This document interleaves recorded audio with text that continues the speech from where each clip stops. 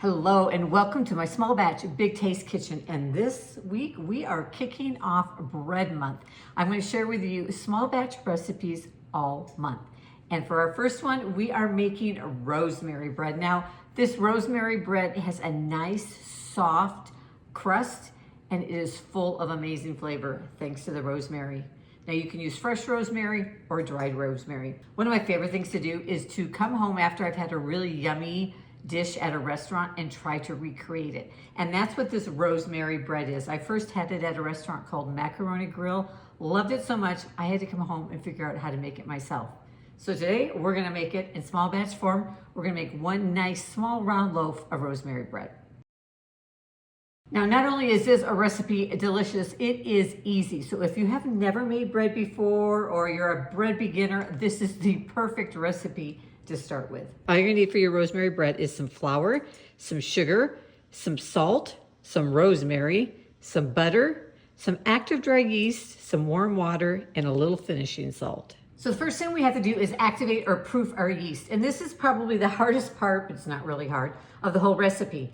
We need a half of a cup of warm water. And by warm, I mean about 105 to 110 degrees, kind of a nice warm baby's bath water. If you're not sure what that is, take a thermometer, like a meat thermometer, a candy thermometer, and check the temperature of your water. Then we're gonna use active dry yeast. This has to be put in the water to activate it, to get it moving. Now, you wanna check your yeast. Make sure that it is not expired, okay? When I have people say, oh, my bread didn't rise, normally it's because their yeast was expired. We're gonna go ahead and add in a half of a tablespoon of active dry yeast. Then also to help feed that yeast and get it going, we're gonna put in a half of a tablespoon of sugar. And then we're gonna just grab a little spoon here and I'm gonna give it just a gentle swoosh, and then we're gonna let it sit for about 10 minutes, and it's gonna start to get all bubbly and foamy, and then you know your yeast is ready to go. Now while we're waiting for our yeast to proof, we're gonna go ahead and just prep our rosemary. Now, like I said, you can use dried rosemary or you can use fresh rosemary. Today I'm using dry, and you just want a half of a tablespoon of dry rosemary. Now, if you are using fresh rosemary, use a tablespoon. You always double the amount of herbs if you're using fresh versus dried. And I'm gonna go ahead and just give these a little bit of a rough chop, just because I don't like long pieces of rosemary to bite into. They do kind of jump all over, so just a little bit, make them a little bit smaller. All right, now we're gonna also make sure you save just a little bit of rosemary. So like half a tablespoon, a little bit more, because we're gonna sprinkle some on the top at the end. All right, our yeast is ready. It's nice and foamy and bubbling. So we are gonna take 1.5 cups. I am using all-purpose flour here. You could totally use bread flour if you have it. Adding that in, we are gonna use our stand mixer today. Now, if you don't have a stand mixer, no problem. You can totally mix this up by hand in a bowl. Just takes a little bit more muscle. Half a teaspoon of salt. And then we're gonna go ahead and add in our active dry yeast that's been proofed. Forgot one thing, the most important part. Then we're gonna add in our half of a tablespoon of chopped rosemary.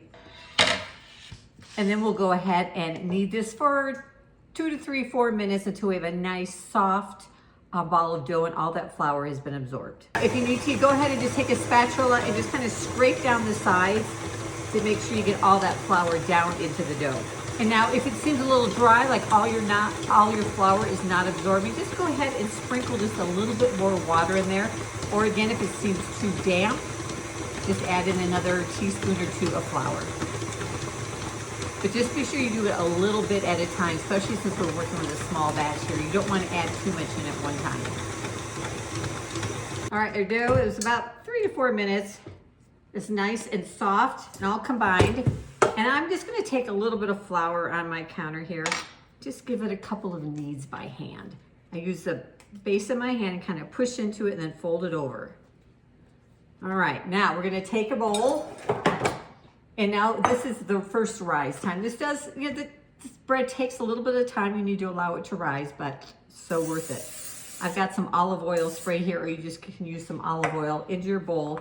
Go ahead and put the dough in. I like just to rub the top of it in that oil and then flip it over so that the top of the dough has a little oil on it to keep it nice and soft. And then we are gonna take some plastic wrap. You need to cover it. Make sure that it's kind of airtight so that the dough doesn't dry out on top. And we're gonna let it sit somewhere nice and warm for about 30 to 60 minutes until it doubles in size.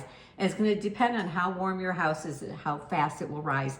If your house is kind of chilly, one thing I like to do is I just turn the light on in my oven, put it in there and let it rise in there, and it creates a nice little warm environment for it. You want it to be about 70 degrees Fahrenheit. All right, our rosemary dough has doubled, almost tripled in size. And it is ready to now form into a ball. We want to just flour our counter a little bit so that the dough doesn't stick.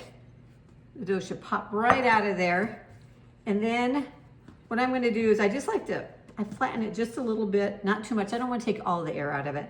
But then I do like to form it, just pull the corners in.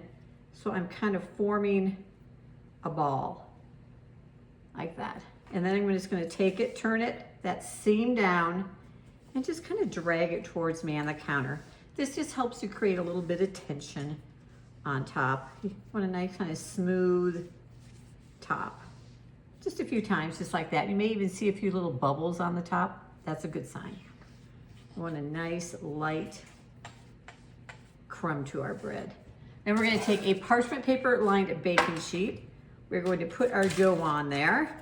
And then we are, to make that nice soft crust, we are going to brush some melted butter on top. All right, and then we're just gonna brush some butter on top of it. I'm just using a salted butter. And this is gonna help to create that nice soft crust that this bread has. The butter also kind of acts as a bit of glue, sort of say, for the rosemary that we are going to sprinkle on top. Just a little bit for some extra flavor and make it look a little prettier. And then the other thing I like to add is some flaky sea salt. And I'm just using the Moldon flaky sea salt. I like to add a little bit of that to the top. Oh, gives the bread so much good flavor. All right, it's ready to go into the oven. Can't remember. All right, our rosemary bread is done. And can I just tell you how seriously amazing my kitchen smells right now with this bread? We're gonna go ahead, and I'm not gonna let it cool too long. I've let it cool a few minutes, but you know, seriously, who lets their bread cool all the way before they enjoy them? I think bread, especially homemade bread, should be enjoyed warm. So we're not gonna wait until it cools completely. We're gonna enjoy a slice warm. Now, this bread would be perfect served with just about anything, but that small batch lasagna for two recipe I have, or the baked ziti for two, it would be especially delicious. So let's cut into this. Let me show you what it looks like. So it's a nice soft crust. There we go. A little steam rising off of it. Of course, we got to add a little butter. Add a little butter. And I think you are going to love this bread. Like I said, even if you are not a bread maker, don't have a lot of experience making bread, this bread is so easy. Thanks for joining me in the kitchen today. Join me next week for week 3 of Bread Week.